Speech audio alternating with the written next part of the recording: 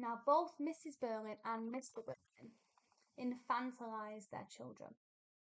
What they care about mostly is their status, their wealth, their privilege, and maintaining that and keeping that, because that is their rightful place in society, they believe.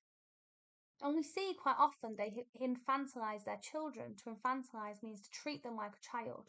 But Sheila and Eric are in their 20s, so they're full adults. So despite the fact Sheila and Eric are in their 20s, Sheila is referred to as a hysterical child, and Eric is referred to as a silly boy. And that infantilisation tells us a lot about this family dynamic, but also what Priestley's trying to say about the bourgeoisie. Because what he does is he crafts a difference between the older generation, Mr. and Mrs. Berling, and the younger generation, Eric and Sheila. So Mrs. Berling infantilises her children. Silly boy, hysterical child. In other words, she treats them as if they're children, despite the fact they're in their early 20s. More specifically, the repeated use of the words boy and child demonstrate that her infantilisation of her children is because she wants to maintain control over them. So, one, this is infantilisation, despite the fact they're in their 20s. Okay, so we know immediately that's quite strange behaviour, that's quite controlling behaviour, because they're no longer children, but they're being treated as though they are. And that controlling behaviour represents her desire, or their desire, to maintain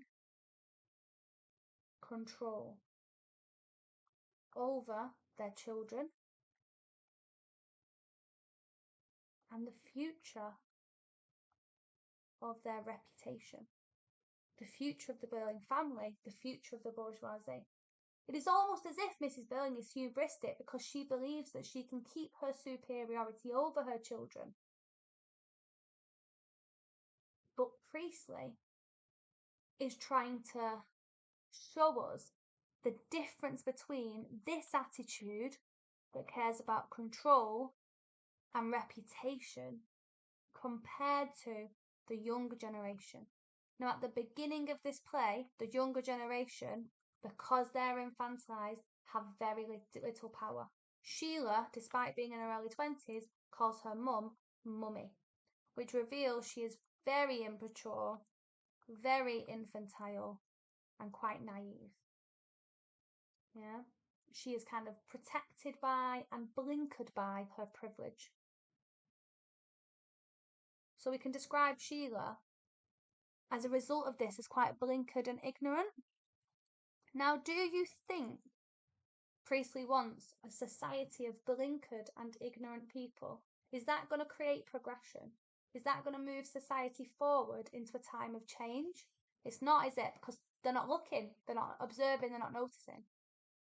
So Priestley is trying to represent how this desire to maintain control over the younger generation creates blinkered and ignorant adults. And this limits change and will cause social regression.